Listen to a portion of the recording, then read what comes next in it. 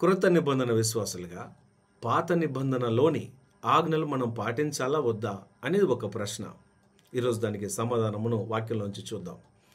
ఆరంభంలో కేవలము 10 ఆజ్ఞలు మాత్రమే మోషే ద్వారా దేవుడు తన ప్రజలకు ఇచ్చారు. మోషే సీనాయి పర్వతం పైన ప్రార్థన చేసినప్పుడు 2 పలకల పైన దేవుడు 10 ఆజ్ఞలు ఇచ్చారు. అవి మాత్రమే కాకుండా ఇంకా చాలా ఆజ్ఞలు ఇవ్వబడ్డాయి. దాదాపు 613 ఆజ్ఞలు పాత నిబంధనలో మనం చూస్తాం. దీనిలో మనం 4 భాగాలు గమనించాలి. మొదటిది ఏంటంటే, దేవుడు తన ప్రజలతో ఏర్పాటు చేసిన నిబంధన సంబంధాన్ని స్థిరపరచడానికి ఆ నిబంధనను ఎలా పాటించాలి. ఉదాహరణకి వారు సున్నతి చేయించుకోవాలి. ఇలాంటి విషయాలన్నీ కూడా ఈ ధర్మశాస్త్రంలో దేవుడు తన ప్రజలకు ఇవ్వడం జరిగింది. రెండవది నైతిక ప్రమాణాలు. అంటే ఒక వ్యక్తితో ఎలా మసులుకోవాలి, ఎలా దయ చూపాలి, ఎలా ప్రేమించాలి, న్యాయమును, ధర్మమును, నీతిని ఎలా పాటించాలి, ఇలాంటి విషయాలు ఒక మోరల్గా ఎలా బ్రతకాలో చెప్పడం కోసము కూడా ఈ ధర్మశాస్త్రము వాళ్ళకి ఇవ్వబడింది. ఇది రెండవది. మూడవది, ఈ ఆరాధన పద్ధతులను వారికి తెలియచేయడానికి కూడా ఈ ధర్మశాస్త్రం అనేది ఇవ్వబడింది. అంటే ఆరాధించేటప్పుడు ప్రధాన యాజకుడు ధరించే వస్త్రాలు ఎలా ఉండాలి, ఆరాధన కోసం మీరు వెళితే మీరు ఏం తీసుకెళ్ళాలి, గొర్రెపిల్లను, మేకను ఏం తీసుకెళ్ళాలి, ఎలాంటి బలి అర్పించాలి, ఎలాంటి అర్పణ అర్పించాలి, ఈ పద్ధతులన్నీ కూడా ఈ ధర్మశాస్త్రంలో ఇవ్వబడ్డాయి. ఇది మూడవది. నాలుగవది ఏంటంటే, వారి పరిశుద్ధతకు సంబంధించి నీతిగా పరిశుద్ధంగా ఎలా బ్రతకాలి, లేదా వారి పాపానికి విరుగుడు ప్రాయశ్చిత్తం ఎలా పొందాలి, ఈ రక్తము ఎలా అర్పించాలి. అంటే ఎడ్ల యొక్క, మేకల యొక్క రక్తం కావాలని వాక్యంలో మనం చూస్తుంటాము. దానికి సంబంధించిన వివరాలని తెలియచేయడానికి దేవుడు ధర్మశాస్త్రంను, ఈ ఆజ్ఞలను వారికి ఇచ్చారు. ప్రధానంగా మనం గమనించాల్సిన విషయం ఏంటంటే, ఈ ధర్మశాస్త్రం అనేది కేవలం ఇశ్రాయేల్ ప్రజలను ఉద్దేశించి వారికి మాత్రమే ఇవ్వబడింది. ప్రపంచానికి, మానవాళి అందరి కోసం ఎల్లకాలం ఎప్పుడు దీన్ని పాటించాలని దేవుని వాక్యంలో ఎక్కడ మనం చదవట్లేదు. గమనించాల్సిన విషయం ఏంటంటే, ధర్మశాస్త్రం వాళ్ళకే ఇవ్వబడింది, వాళ్ళు పాటించాల్సినటువంటి విషయం ఇది. ఇప్పుడు మనం ఒకసారి ఆలోచన చేస్తే, ధర్మశాస్త్రం మనకి ఏం చేసిందంటే, మొట్టమొదటిగా పాపము అంటే ఏంటో మనకు తెలియచేసింది. రోమిలకు రాసిన పత్రిక 7వ అధ్యాయం 7వ వచనంలో ఇలా ఉన్నది. కాబట్టి ఏమందుము, ధర్మశాస్త్రము పాపమైనా అట్లనే రాదు, ధర్మశాస్త్రము వలననే కానీ పాపము అనగా ఎట్టిదో నాకు తెలియకపోవును. ధర్మశాస్త్రం లేకపోతే ఇది పాపము, ఇది పాపం కాదని మనకు తెలియదంట. ఆశింపవద్దని ధర్మశాస్త్రము చెప్పని ఎడలా దురాశ అనగా ఎట్టిదో నాకు తెలియకపోను. ఇది ఆశపడొచ్చు, ఇది ఆశపడకూడదు అని గనక దేవుడు ఆజ్ఞ పెట్టకపోతే అది ఏది తప్పో ఏది ఒప్పో మనకు తెలియకపోయేది. కాబట్టి ధర్మశాస్త్రం మనకి ఏం చేసిందంటే, ఏది పాపము, ఏది పాపము కాదు అనే విషయాన్ని ప్రధానంగా మనకు చూపించింది. ఇది మొదటి పని. రెండవదిగా ఆ ధర్మశాస్త్రం మనకి ఏం చేసిందంటే, మనలను యేసుక్రీస్తు దగ్గరికి నడిపించింది. గలతీయులకు రాసిన పత్రిక 3వ అధ్యాయం 24వ వచనంలో చూడండి. కాబట్టి మనము విశ్వాసము వలన నీతిమంతులమని తీర్చబడినట్లు క్రీస్తు నొద్దకు మనలను నడిపించుటకు ధర్మశాస్త్రము మనకు బాలశిక్షకుడు ఆయను. అంటే ఈ ధర్మశాస్త్రం యొక్క ప్రధానమైన పని ఏంటంటే, మనలను క్రీస్తు దగ్గరికి నడిపించాలి, క్రీస్తుని మనకు పరిచయం చేయాలి. ఒకసారి మనల్ని క్రీస్తు దగ్గరికి ధర్మశాస్త్రం నడిపించిన తర్వాత దాని పని అయిపోయింది. అంటే ఏ ఉద్దేశం కొరకైతే ధర్మశాస్త్రం ఇవ్వబడిందో ఆ ఉద్దేశం నెరవేర్చబడింది అని మనం అర్థం చేసుకోవాలి. ఇక్కడ చూడండి, మనకు బాలశిక్షకుడాయను అని చక్కగా రాశారు. అర్థం ఏంటంటే, ఇప్పుడు ఒక పిల్లోడికి మనము స్కూల్ని పంపించినప్పుడు పిల్లోడు ఆరంభంలో ABCD నేర్చుకుంటాడు, ఈ నేర్చుకుంటాడు. దీన్ని బాలశిక్ష అంటారు. ఇప్పుడు పెద్దయ్యాక ఈ పిల్లవాడు డిగ్రీలు సంపాదిస్తాడు, ఉన్నతమైన విద్య సంపాదిస్తాడు. ఇప్పుడు ఆరంభంలో ఏదైతే విద్య చదువుకున్నాడో, ABCDలు, ఫండమెంటల్స్ ఏవైతే చదువుకున్నాడో వాటిని ఆధారం చేసుకునే వీడు ఉన్నత విద్యకు వెళ్ళగలిగాడు. అది లేకపోతే వీడికి ఉన్నత విద్య లేదు. అక్షరాభ్యాసం అక్కడ జరిగింది. ఇప్పుడు ఏం చేస్తాడు పెద్దయ్యాక, ఎవరైతే ఆరంభంలో తనకు బోధించిన ఉపాధ్యాయులు ఉంటారో వారిని గౌరవిస్తాడు, ప్రేమిస్తాడు, వారికి కృతజ్ఞతగా ఉంటాడు.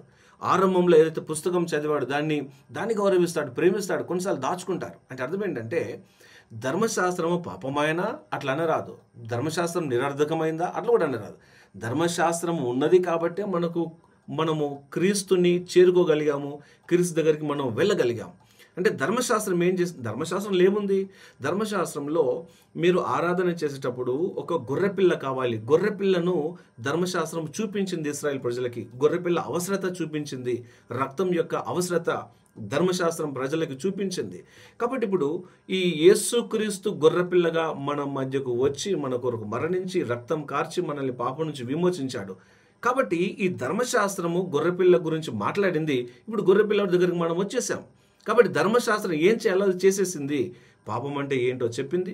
అలాగే క్రీస్తు దగ్గరికి మనల్ని నడిపించింది అని చెప్పి ధర్మశాస్త్రమును మనం నిర్లక్ష్యం చేస్తామా? చేయము. పరిశుద్ధమైనది, దాన్ని గౌరవిస్తాము, ప్రేమిస్తాం. దాంట్లో పద్ధతులు కూడా మనము ప్రేమించాలి. ఆ పద్ధతుల్ని కూడా. 25వ వచనం చూడండి, గలతీయులకు రాసిన పత్రిక 3:25. అయితే విశ్వాసము వెల్లడి ఆయను కనుక ఇక బాలశిక్షకుని క్రింద ఉండము. కాబట్టి ఇప్పుడు ఉన్నతమైన విద్యను మనం చదివాము, అభ్యసించాం, డిగ్రీ సంపాదించాం. కాబట్టి ఇప్పటికి మనం అదే బాలశిక్షను మనం చదవవలసిన అవసరం లేదు, అది దాటి వచ్చాము అని దాని అర్థం ఇక్కడ. తర్వాత ధర్మశాస్త్రం గురించి యేసుక్రీస్తు ఏమన్నారు క్రొత్త నిబంధనలో అనే విషయాన్ని మనం చూద్దాం. యేసుక్రీస్తు మత్తయి సువార్త 5వ అధ్యాయం 17వ వచనంలో ఇలా చెప్పారు, ధర్మశాస్త్రంనైనను ప్రవక్తల వచనములనైనను కొట్టివేయవచ్చునని తలంచవద్దు, నెరవేర్చుటకే కాని కొట్టివేయుటకు నేను రాలేదు. యేసుక్రీస్తు ధర్మశాస్త్రమును కొట్టివేయలేదు. యేసుక్రీస్తు ధర్మశాస్త్రమును పాటించారు, నెరవేర్చారు. గొర్రెపిల్లగా ఆ పాత్రని ఈయన నెరవేర్చారు. ఆయన ఆరాధన చేయడానికి ఏదైతే అవసరమో ప్రజలకి, దానిని యేసుక్రీస్తు క్రొత్త నిబంధనలో ఇచ్చారు. అంటే ధర్మశాస్త్రమును ఆయన నెరవేర్చారు. గలతీయులకు రాసిన పత్రిక 5వ అధ్యాయం 14వ వచనంలో ఇలా ఉన్నది, ధర్మశాస్త్రం అంతయు నిన్ను వలె నీ పొరుగువాణిని ప్రేమించుము అను ఒక్క మాటలో సంపూర్ణమై ఉన్నది. ధర్మశాస్త్రం అంతా ఈ ఒకటే మాటలో నెరవేరుతుంది అని అర్థం. మత్తయి సువార్త 22:36 వచనంలో చూడండి, బోధకుడా ధర్మశాస్త్రంలో ముఖ్యమైన ఆజ్ఞ ఏదని అడిగాను. అందుకు ఆయన, నీ పూర్ణ హృదయంతోనూ నీ పూర్ణ ఆత్మతోనూ నీ పూర్ణ మనస్సుతోనూ నీ దేవుడైన ప్రభువును ప్రేమింపవలెను అనున్నదియే.